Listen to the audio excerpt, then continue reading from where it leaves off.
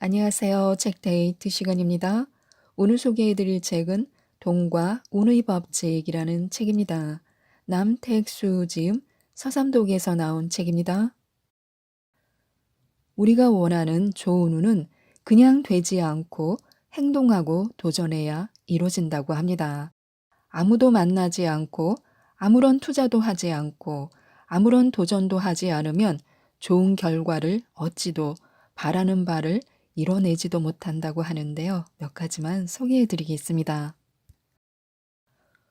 운 좋은 사람이 되고 싶은데 전 우주가 나를 방해하는 순간에는 어떻게 하면 좋을까요?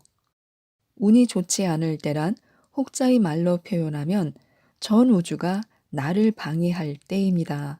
그래서 뭘 해도 안 풀릴 때는 그냥 가만히 있는 것도 좋은 방법입니다. 일종의 체념 같은 것인데요. 달이 바뀌는 절기까지 혹은 3개월 이상 참아보는 것도 좋습니다. 안 되는 걸 되게 하려 하지 말고 되는 걸 더 잘 되게 하라는 뜻입니다. 열심히 노력했는데도 이상하게 너무 일이 안 풀린다면 숨을 고르고 그 자리에서 멈춰서서 스위치를 바꿔보는 것입니다. 동적 모드에서 정적 모드로요. 새롭게 일을 벌이거나 직장을 옮기거나 하는 걸 바라겠지만 지금 가지고 있는 것을 지키는 것도 굉장히 중요합니다. 운이 풀리지 않는 구간에 들어섰다는 그런 감이 왔다면 정적 모드에 들어가서 지키는 것에 집중해야 합니다. 다음에 찾아올 기운의 구간에 한껏 힘을 발휘할 수 있도록 힘을 비축하는 기간으로 삼는 것입니다.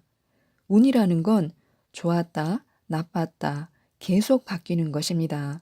그러니 생각대로 일이 진행되지 않는다고 풀죽어 지낼 필요는 없습니다. 그저 나쁜 운의 파도가 치고 있다고 생각하면 됩니다. 그러니 이 파도가 잠잠해질 때까지만 기다리면 됩니다. 파도가 멈추면 꼬여있던 일도 의외로 쉽게 풀리게 됩니다. 운의 흐름이 나쁜 방향으로 갈 때와 좋은 방향으로 갈 때 일정한 패턴이 있습니다. 흐름이 바뀌기 전에 반대의 사건을 만나는데요. 비유하자면 과속 방지턱 같은 것을 만나 차에서 덜컹하고 소리가 나는 식입니다. 좋은 방향으로 갈 때는 작은 트러블이 먼저 생기게 되는데요. 예를 들어 모처럼 외출을 하려는데 누가 내 차 앞에 차를 대놔서 옴짝달싹 못하는 상황이 되는 것입니다. 그러면 오늘 운이 좀 트이려나 하고 차 주인한테 전화를 합니다. 그럼 역시 전화도 빨리 받고 달려와서 금방 차를 빼줍니다. 이것이 바로 운이 좋아지려는 신호입니다. 반대로 나쁜 방향으로 갈 때는 시작이 참 좋습니다. 예를 들면 누군가로부터 이런저런 제안을 받습니다. 나는 대단한 평가를 받은 사람처럼 우쭐해지고요. 그런데 과연 이게 좋은 상황일까요? 상대는 어떤 생각을 하고 있을지도 모릅니다. 상대에게 나는 활용할 만한 가치가 있거나 함께 하고 싶은 사람일 것입니다. 통상적으로 상대의 제안에는 계산이 깔려 있습니다. 만약 그때 상대의 운이 나의 것보다 좋다면 상대에게 끌려갑니다. 그리고 그 사람의 목적에 맞게 아낌없이 활용되고요. 사람들은 누군가로부터 제안을 받으면 이를 중요한 기회로 여깁니다. 하지만 잘 생각해야 합니다. 안타깝지만 그러한 제안의 대부분은 인생을 상승시키는 기회로 연결되지 않습니다. 연애도 사업도 동업 제안도 이런 과정으로 시작됩니다. 이어서 크고 작은 사건이 터지고요. 스스로 도전하는 것을 어려워하는 사람은 누군가의 제안을 쉽게 수락합니다. 왜냐하면 혼자서는 불안하니까요. 그러나 홀로 도전하고 깨지면서 얻는 값진 경험들이 더 큰 기회를 만들어낼 수 있습니다. 남이 주는 달콤한 기회에는 독이 들어 있을 수 있습니다. 처음에는 상대가 귀인처럼 느껴지지만 어느 순간 원수로 변할 수 있습니다. 어떤 일을 시작하려는데 소소하게 방해받는 느낌이 들면 잠시 멈춥니다. 긴장을 풀고 생각을 바꿔봅니다. 어, 좋게 풀릴 운인가? 생각하고 도전해봐도 좋습니다. 작은 어려움이 인생의 방향을 제대로 알려주기도 합니다. 그리고 누군가가 달콤한 제안을 하면 휩쓸리지 말고 끝까지 함께 할 수 있는 일인지 냉정하게 생각해 봐야 합니다. 인간은 서로 도우며 살지만 동시에 언제 욕심을 부릴지 알 수 없는 동물이기 때문에요. 부자의 그릇은 어떻게 다를까요? 그들은 태도부터 다르다고 합니다. 손님의 운세를 봐주다 보면 많은 것을 배우는데요.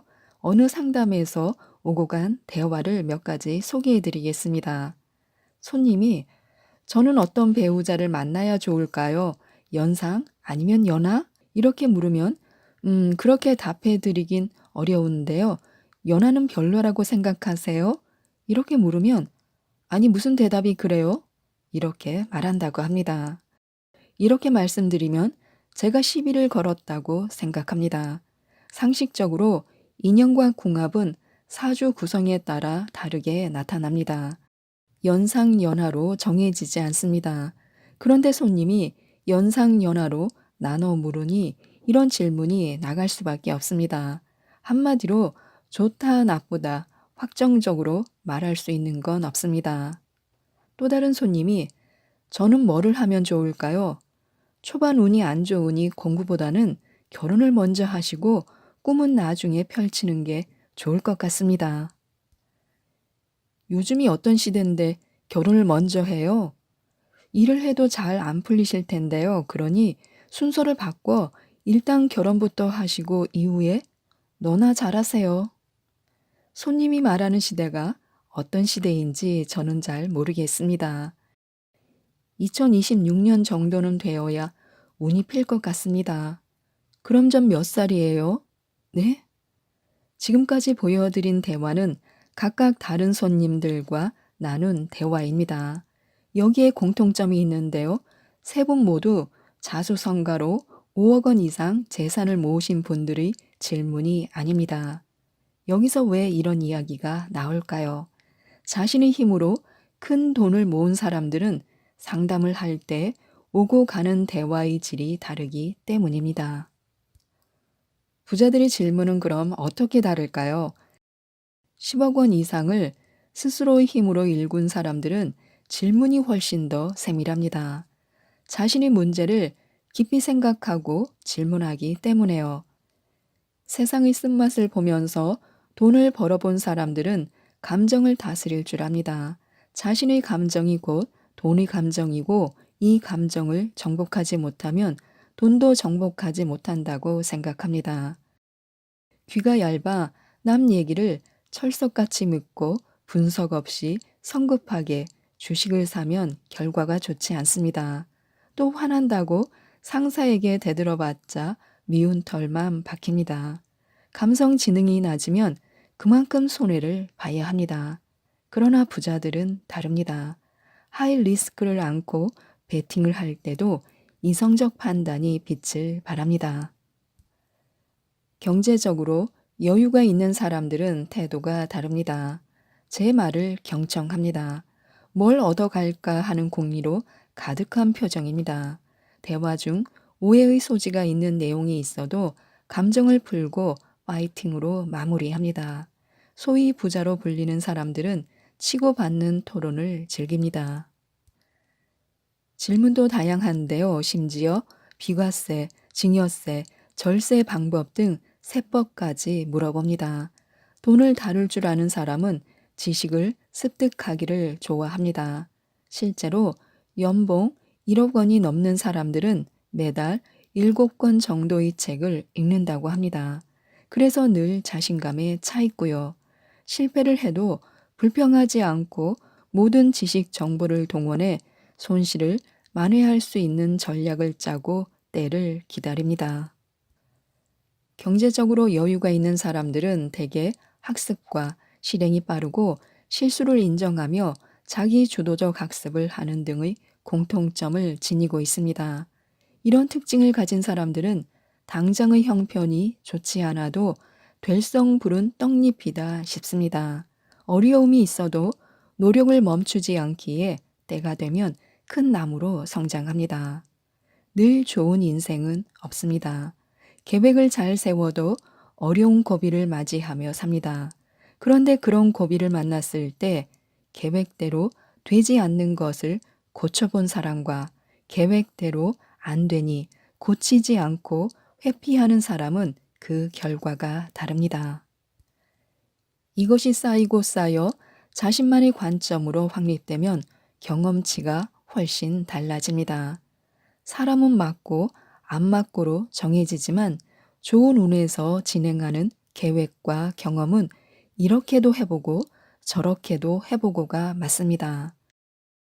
여러 부침을 겪으며 하나하나 해결해온 사람이 제대로 운이 맞으면 크게 터집니다. 퀀텀 점프를 하는 것입니다. 그만한 그릇을 빚어왔으니 큰 불을 잃어도 잘 유지해 갑니다. 점을 보러 온 손님과 대화를 나누다 보면 그 사람의 미래가 어느 정도는 짐작됩니다. 싹수가 보이고 그릇의 크기도 보입니다. 이렇게 해보라고 권유하면 일단 해보셨으면 합니다. 제 조언대로 해서 잘 되신 분들이 있으니까 권유하는 것입니다. 그런데도 그래도 안 되면 어쩌려고요 따지실 분들은 본인이 원하는 대로 사시면 됩니다. 삶의 진리란 받아들일 준비가 되어 있는 사람에게만 닿을 수 있기 때문에요. 의심 많은 사람에게는 들릴 리가 없습니다. 어차피 자기 신념대로 인생을 살게 되어 있습니다. 30분에서 1시간 상담으로 삶이 달라지지 않습니다. 그렇게 빨리 변화가 일어날 정도로 인간의 향상성이 쉽게 깨지지 않습니다. 저는 얼마나 버나요? 제 그릇은 얼마나 큰가요? 상담하면서 많이 듣는 이야기입니다. 제일 난감한 질문 중 하나이기도 합니다. 과연 그런 것이 정해져 있을까요? 답은 예, 그리고 아니요입니다. 정해져 있기도 하지만 또 정해져 있지 않기도 합니다. 그럼 운의 상한선은 어떻게 결정될까요? 그건 바로 스스로 얼마나 도전하느냐에 달려 있습니다. 제 지인 한 분은 40전에 100억 원을 벌었습니다. 이분은 21살 때부터 아르바이트를 해서 모은 돈으로 PC방을 차렸습니다. 그걸 팔아서 핸드폰 가게를 열었고요. 잘 되니까 매장을 3곳이나 냈습니다.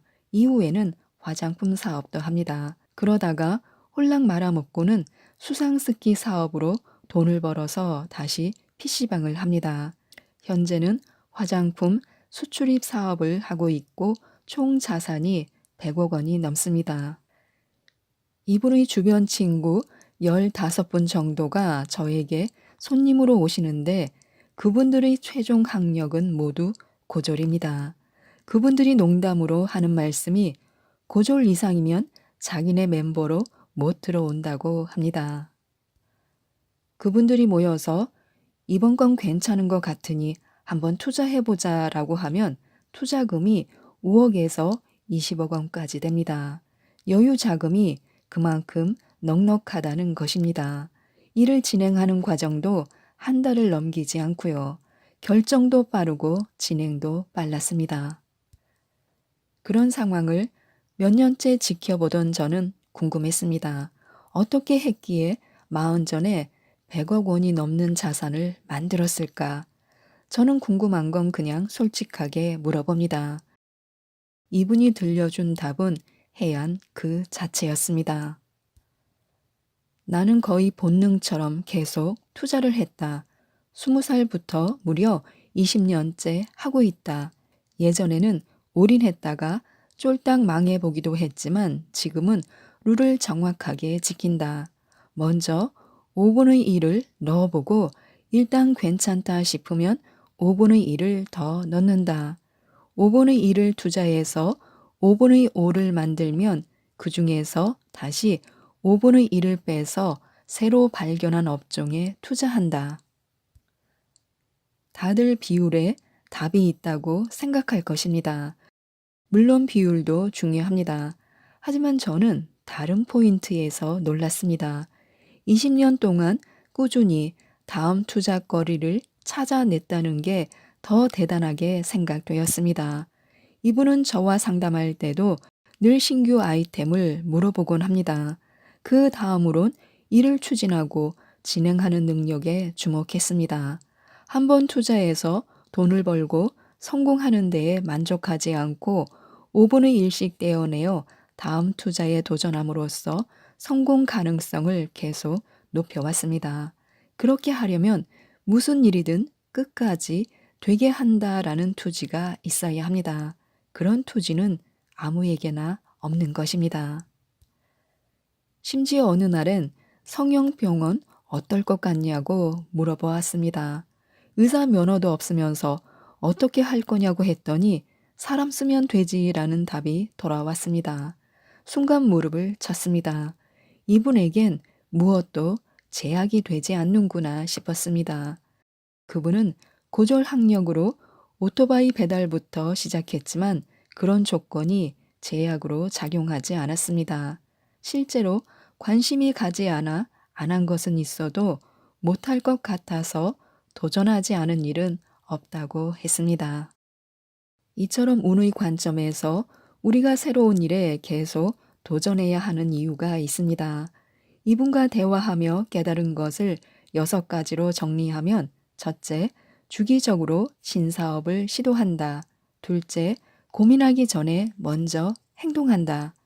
셋째, 투자 배분의 원칙을 지킨다. 넷째, 불확실할 땐 부분 투자나 동업으로 해본다. 다섯째, 안 되면 되는 걸 찾아서 다시 해본다. 여섯째, 나에게 맞는 일만 하지 않는다. 새로운 일에 내가 적응한다. 사실 특별한 게 없어 보일 수 있습니다. 중요한 건 6가지 원칙을 20살 때부터 20년 동안 실행해 왔다는 사실입니다. 그리고 늘 시장의 변화에 깨어 있었기 때문에 트렌드를 잘 쫓아서 타율이 높았다는 것입니다. 즉, 계속 업종을 바꿔가며 신사업에 도전했다는 것이 중요합니다. 도전은 운의 관점에서 보면 페인트를 여러 번 덧칠한다는 개념입니다. 덧칠을 많이 하면 할수록 두께가 두꺼워지고 강해지는 것입니다. 새로운 도전을 거듭할수록 운의 흐름을 여러 번 타게 되고 좋은 운의 도움을 받는 횟수가 그만큼 많아진다는 뜻이기도 합니다. 도전보다는 안정을 추구하는 사람들이 있습니다. 워라밸 등을 추구하며 사는 데에 좋은 운을 주로 씁니다. 그런데 한 회사에 7년 이상 다니고 있다면 한 번쯤 생각해 봐야 합니다. 자신이 진정으로 원하는 게 안정인지 혹 도전을 피하면서 안주하려는 건 아닌지를요. 본인이 정말 원하는 게 안정이라면 문제가 없습니다. 하지만 만약 아니라면 다시 생각해 봐야 합니다. 누구나 자신의 운을 뛰어넘을 수 있습니다. 자신의 기본 운을 뛰어넘는 방법에는 3가지가 있습니다. 1. 무슨 일을 하든 5년 이상 지속하라. 2. 많은 사람들과 부딪히면서 경험을 쌓아라. 3. 1번을 2번 이상 반복하며 버텨라. 이 정도 노력도 하지 않고 갑자기 잘 될 때 우리는 운빨이라는 단어를 쓸 수 있습니다. 적어도 5년에서 10년 동안 한 업종에서 일하면서 기본 이상을 찍으면 본업입니다.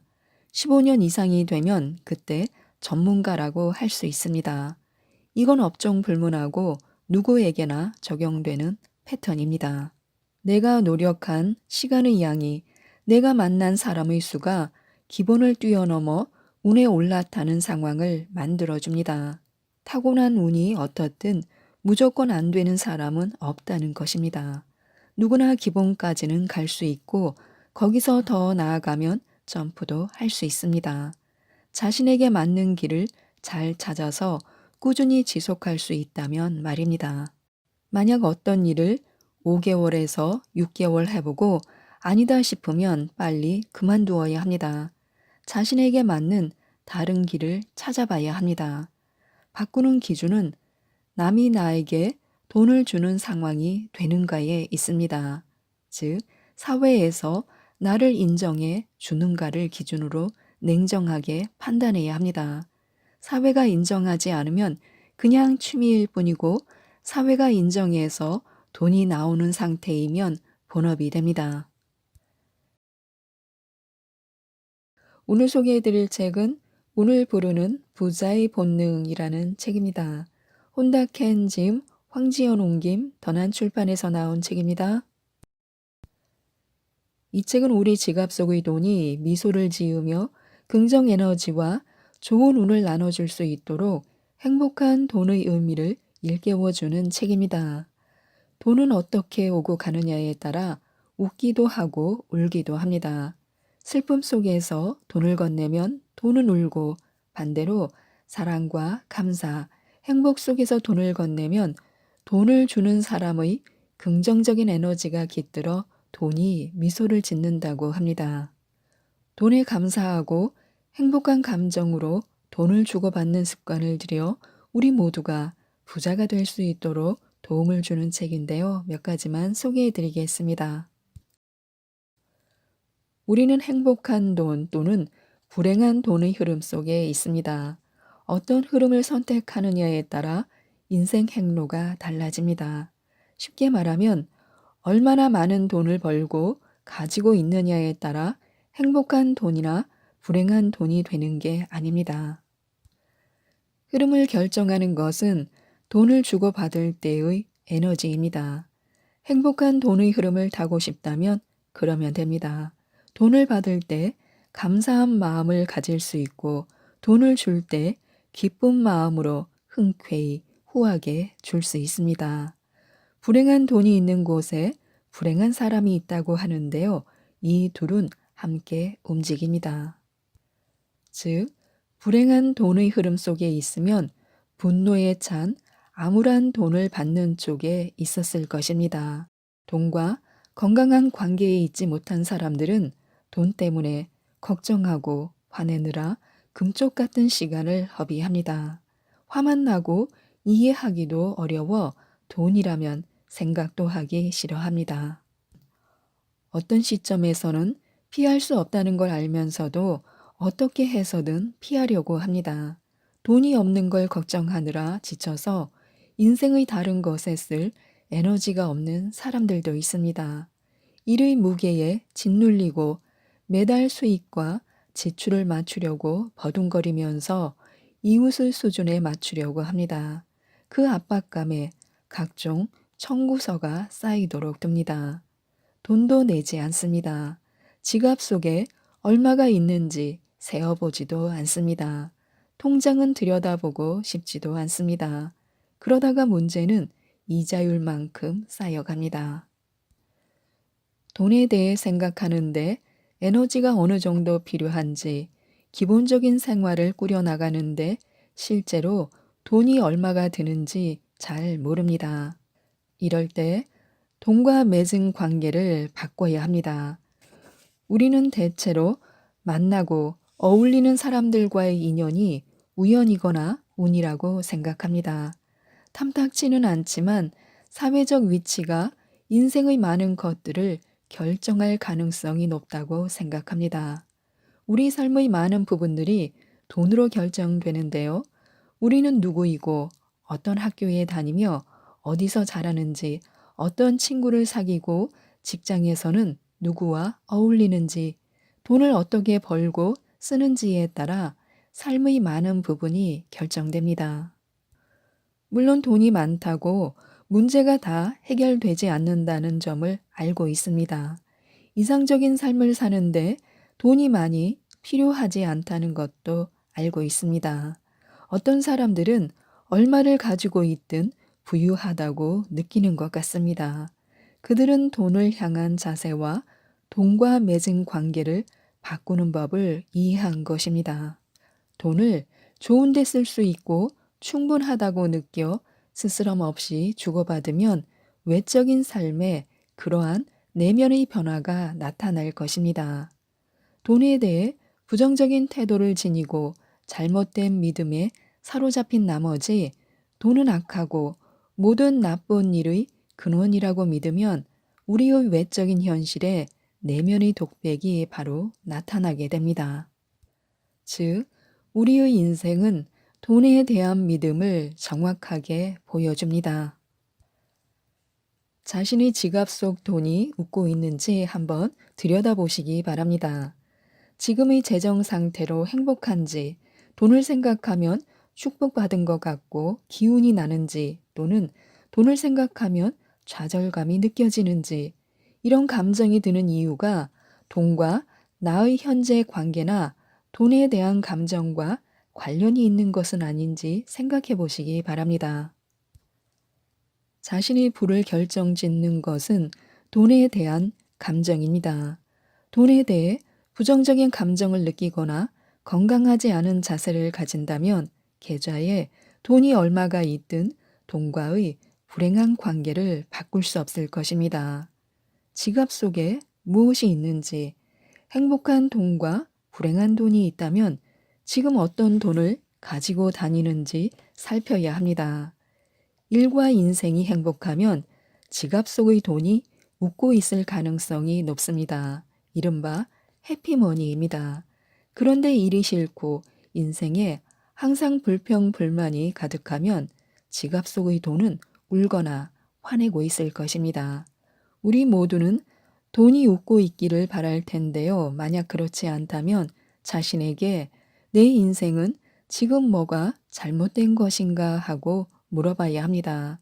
지금 버는 돈이나 가진 돈이 만족스럽지 않을 수도 있습니다. 돈과 사랑에 빠져서 사는 사람들은 그들이 사랑하는 것을 하면서 돈을 법니다. 그들은 실제 충분히 있어요. 필요한 건 다 있어요. 라고 말합니다. 그들은 부자가 아닐지라도 필요한 것은 다 가지고 있습니다. 사랑하는 것을 인생의 중심에 둡니다. 경제적으로 안정적이라서 일상생활에서 돈에 대해 스트레스를 느끼지 않습니다. 때로 돈에 대해 스트레스를 느끼지만 스스로에게 가끔 이런 일도 있어. 난 잘 견뎌낼 거야. 모두 잘 해결될 거라고 하며 말합니다. 스트레스를 날리는 방법도 알고 두려움에 사로잡혀 이를 그르치지 않는 방법도 알고 있습니다. 돈에 대한 공포와 관련해 진짜와 가짜를 구분할 수 있습니다. 결과적으로 이들은 자신들이 돈에 대한 접근 방식을 선택했습니다. 그들은 신중하게 대응하고 반응합니다. 돈에 대한 공포를 극복하는 것은 고마움에서 시작된다고 믿습니다. 절대 충분하지 않다고 믿는 대신 이렇게 생각하는 것입니다. 필요한 건 다 있고 이 모든 것에 감사한다. 하는 일과 내가 먹는 음식, 몰고 다니는 차도 감사하다. 내가 버는 모든 돈에 감사한다. 돈이 떠나가도 이렇게 감사하다고 말하면 됩니다. 돈이 자신을 위해 했던 일과 지금 자신에게 가져오는 것에 감사합니다. 어떤 일이 발생하든 고맙다고 말하면 됩니다. 고맙다는 말은 강력합니다. 돈에 대한 관계를 변화시키는 출발점이 될 것입니다. 자주 말할수록 스트레스를 덜 느낄 것이고 행복은 더 많이 우리와 우리의 돈을 찾아올 것입니다. 그러면 머지않아 큰 노력을 기울이지 않아도 지갑 속의 불행한 돈이 웃기 시작하고 점점 행복한 돈, 해피머니로 바뀌게 될 것입니다. 행복한 돈의 흐름을 느껴야 하는데요. 일을 잘했다고 돈을 받을 때 진정 감사하는 마음으로 받아야 합니다. 에너지가 중요하기 때문인데요. 긍정적인 에너지처럼 느껴야 바로 행복한 돈이 됩니다. 고객과 거래처가 우리가 한 일에 감사할 때 그저 전문가다운 태도로 대했을 뿐인데 그들이 고마움을 표시할 때 우리는 행복한 돈의 흐름을 충전하는 것입니다. 하는 일에 기쁨을 느끼고 동료 및 고객과 함께 일하는 것이 자랑스러우며 함께 일할 수 있는 것에 그들에게 감사할 때 행복한 돈의 흐름을 충전한 것입니다. 돈이 들어올 때뿐만 아니라 돈이 나갈 때도 그 흐름을 유지할 수 있습니다. 또한 돈을 끌어당기는 자석이 되어야 하는데요. 마음 씀씀이가 좋은 사람은 돈의 흐름에서 강력한 자석이 될 수 있습니다. 그 비결은 긍정적인 에너지를 발산하는 데 있는데요. 긍정적인 자세를 지닌 사람이 그러한 에너지를 발산하고 돈을 당겨올 능력을 지니게 됩니다. 자신이 하는 일을 사랑하고 고마운 마음을 가지면 행복한 에너지가 힘을 발휘해 거대한 돈의 흐름을 끌어옵니다.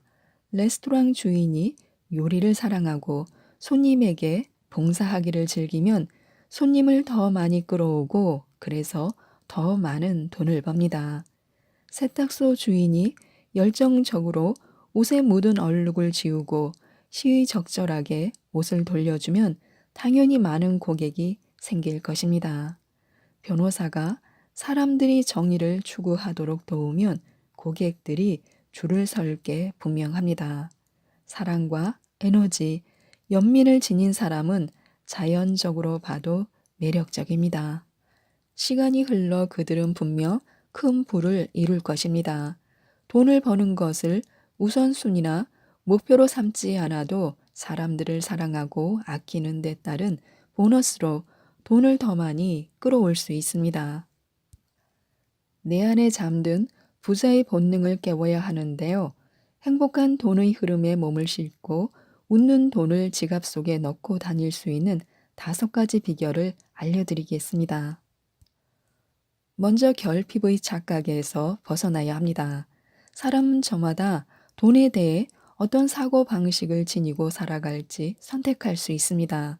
행복한 돈에 이르는 첫 번째 단계가 바로 풍족의 사고 방식을 지니는 것입니다. 사고 방식 때문에 인생의 잠재력을 제한하지 말아야 합니다. 풍족한 사고 방식이 있으면 새로운 사고 방식을 보고 훨씬 창의적인 사람이 됩니다. 또한 삶의 어려움에 능숙하게 대처할 수 있습니다.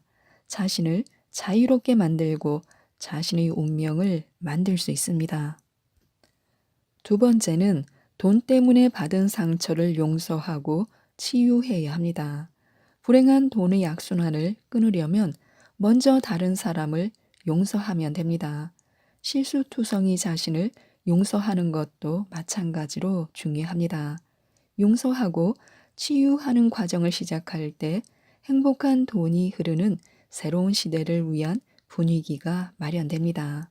과거와 화해할 때 과거의 상처가 현재의 행복을 방해하지 않습니다. 또한 돈이 알 수 없고 통제 불가능한 힘처럼 느껴지지 않습니다. 이 모든 것이 우리에게 자유를 주고 행복한 돈의 흐름을 찾도록 합니다. 세 번째는 재능을 발견하고 행복한 돈의 흐름에 탑승해야 합니다. 세상과 재능을 공유할 때 행복한 돈의 흐름을 시작할 수 있습니다. 자신이 누구이고 어디에서 가장 살아있음을 느끼는지 알면 신뢰를 위한 토대를 만들 수 있습니다. 숨길 게 전혀 없기 때문에요. 재능을 개발할수록 재능을 세상과 공유할수록 더 많은 행복한 돈을 끌어올 것입니다. 어떤 분야든 성공한 사람은 자신이 하는 일을 사랑한 덕분에 성공했다고 말합니다. 네 번째는 인생을 믿어야 합니다. 신뢰는 존재의 행복에서 대단히 중요한 부분인데요. 자신과 주변 사람들을 일단 믿으면 인생은 좀 더 쉬워질 것입니다. 미래에 대한 일상의 불안은 점차 사라집니다. 모든 사람이 풍족한 마음으로 서로를 돌보면 우리는 자유롭게 돈이 주는 모든 혜택들을 함께 나누고 누릴 수 있습니다. 미래에 일어날 일에 대한 두려움도 없습니다. 일어나는 일들이 긍정적이든 부정적이든 삶을 지지하는 방향으로 작용하도록 바꿀 수 있습니다. 이것이 바로 우리의 삶에서 좋은 것과 나쁜 것을 판단할 때 불필요한 불안으로부터 자유롭게 만듭니다. 그렇기 때문에 신뢰하는 사람이 훨씬 열정적이고 성공적입니다. 신뢰할 때 진정한 자신의 모습이 될 수 있습니다. 다섯 번째는 항상 고맙다고 말해야 합니다. 해피머니의 세계에서는 삶에 흐르는 에너지에 모든 사람이 깊은 감사를 표현합니다. 주고받는 것에 거리낌이 없고 가진 것에 집착하지 않습니다. 이러면 행복한 돈을 위한 환경이 생겨납니다. 고마움의 긍정적인 에너지가 우리에게 작용하고 더 많은 돈이 우리 삶으로 들어옵니다. 인생에 감사하는 사람이 더 사랑받습니다. 사람들도 쉽게 다가옵니다. 그 결과 온갖 종류의 기회들이 인생으로 들어옵니다. 어떤 때는 계획한 대로 일이 돌아가지 않음을 우리는 알고 있습니다. 하지만 주어지는 모든 것에 마음속으로 고맙다는 말을 하면 내면을 더욱 굳건하게 다져 어떤 어려움이 닥쳐도 헤쳐나갈 수 있습니다. 그러니 기회가 있을 때마다 고마움을 표현해야 합니다. 스스로에게도 감사를 표현해야 합니다. 고마움의 흐름 속에 살 때 인생은 예기치 못한 기적으로 가득할 것입니다. 내면의 자아는 물론 주변 사람들에게 이런 종류의 흐름이 있을 때 우리는 행복한 돈과 함께 삽니다. 돈에 대한 느낌과 에너지를 행복하고 긍정적으로 전환하여 부자가 될 수 있도록 경제적 자유에 도달하셨으면 좋겠습니다. 이상 책데이트였습니다. 감사합니다.